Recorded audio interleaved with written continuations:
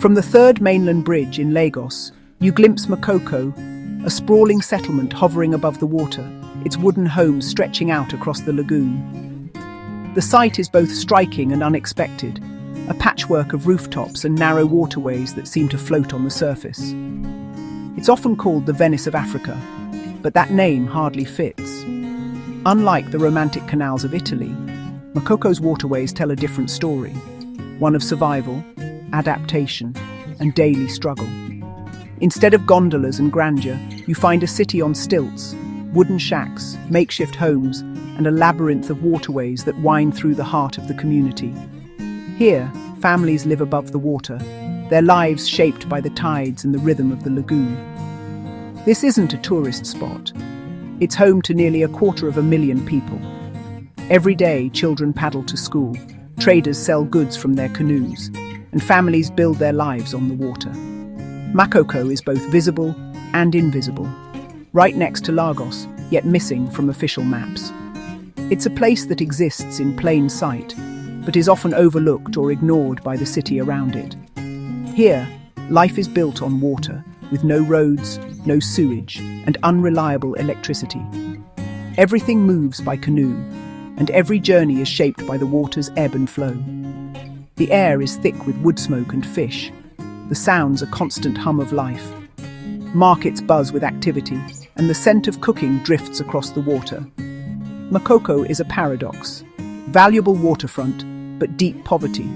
A hub of activity, but lacking basic infrastructure. It's a place where hardship and hope exist side by side.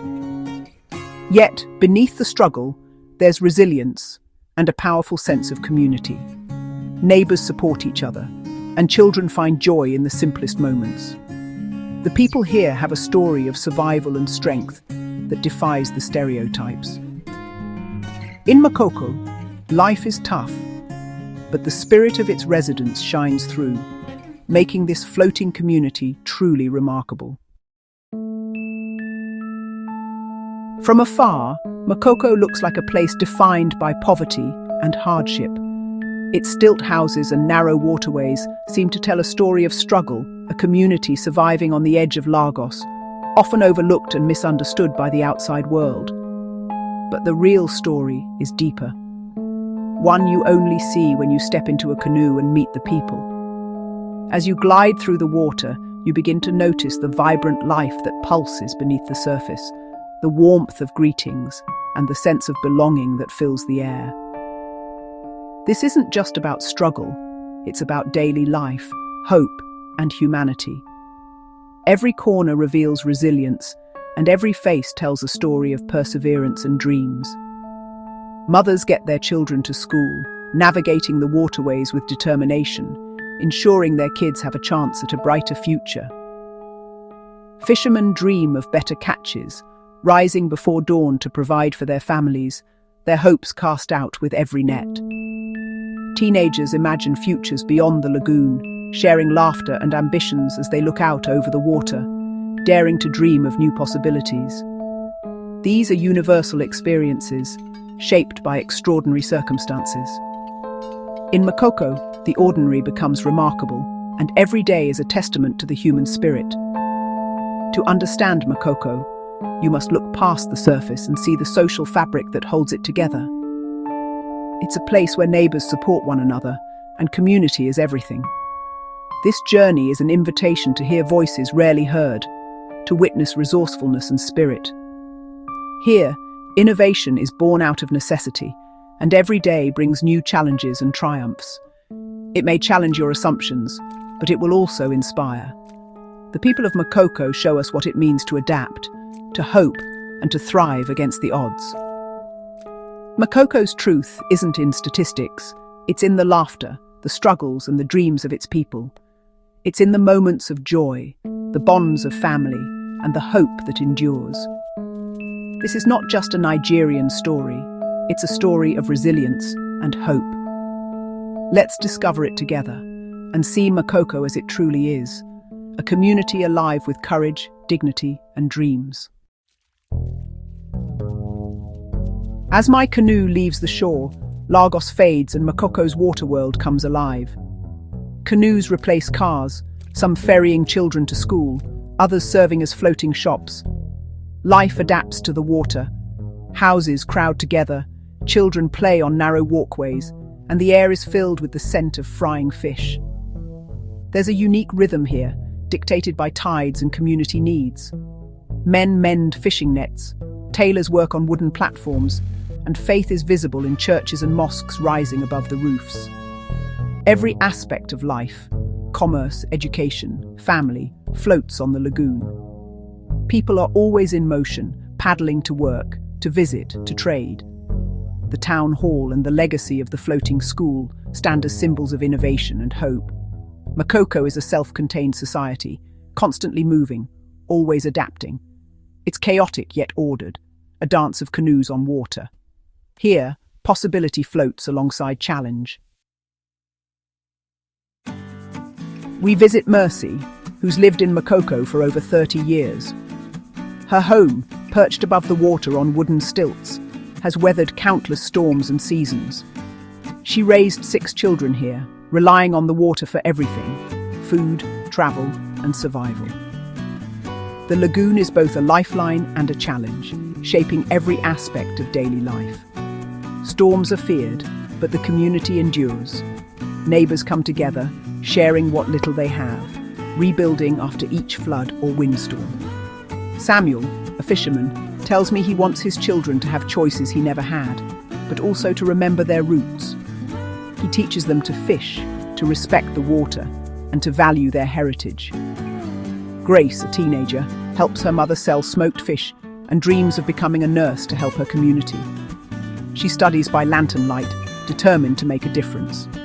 These stories reveal a blend of hope and realism, universal dreams shaped by unique challenges. In Makoko, ambition and resilience go hand in hand. Joseph, a carpenter, sums it up. People see the shacks and pity us, but we are a community. We have joy. We survive. He takes pride in his craft, building homes that stand strong above the water. Makoko's tapestry is woven from struggle, resilience, and deep family bonds. Each day, families support one another, creating a network of care and strength. The people here are not objects of pity. They are survivors, builders, and dreamers. Their laughter echoes across the water, a testament to their spirit. Their voices challenge the single story of poverty. They show us the richness of life that exists beyond hardship. They remind us that life here is full, complex, and deeply human. Every smile, every struggle, every celebration is part of Makoko's story. Every family, every canoe, every story adds to Makoko's strength. The waterways connect not just homes but hearts and histories. This is a place defined by its people, not its hardships. In Makoko, life persists and hope floats. Makoko's resourcefulness is remarkable. With no formal infrastructure, residents recycle and repurpose everything. Plastic barrels become walkways, scraps become homes. Electricity comes from small generators, shared for a fee, with wires strung from house to house. It's a fragile but ingenious system, born of necessity. Education thrives in informal slum schools, often just a room with a volunteer teacher and a few books. Parents pool money to pay teachers, valuing education despite the odds. When disaster strikes, neighbors rebuild together. When someone is sick, the community helps. Survival depends on cooperation, not romanticized, but practical and real. Dreams are built on shaky foundations, but they are built together. This collective spirit is Makoko's backbone. It's what gives the community its strength and hope. Makoko's greatest asset is its strong sense of community. Everyone looks out for each other, children are raised by all, and tradition runs deep. This closeness brings pride and identity, but also isolation. It limits access to education, healthcare, and opportunities beyond the lagoon. The pressure to conform can stifle individual dreams. Disputes are settled internally, but without formal protection, the vulnerable can be left behind. The community's strength is a brilliant adaptation, but it's also a response to systemic neglect. Makoko's people deserve more than survival. They deserve recognition, rights, and a secure future. Makoko is often seen as lawless and dangerous, but my experience was the opposite. I found a highly organized society with its own rules and warm, welcoming people. The myth of the dangerous slum dehumanizes residents and justifies neglect. People here are hard-working and entrepreneurial, not lazy or lacking ambition. The real problem is lack of opportunity, not effort. Makoko is diverse, full of joy, sorrow, music, and celebration. To focus only on hardship is to miss the full humanity of its people. Hope is a daily practice here, not an abstract idea. By seeing both struggle and joy, we can understand Makoko as a community of resilience and dignity. Shattering these myths is the first step toward real change. Makoko challenges our ideas of progress and development. Here, progress is measured in adaptation, social innovation, and community bonds. The community is a model of sustainability. Everything is reused, nothing wasted. Ingenuity is a necessity, not a trend.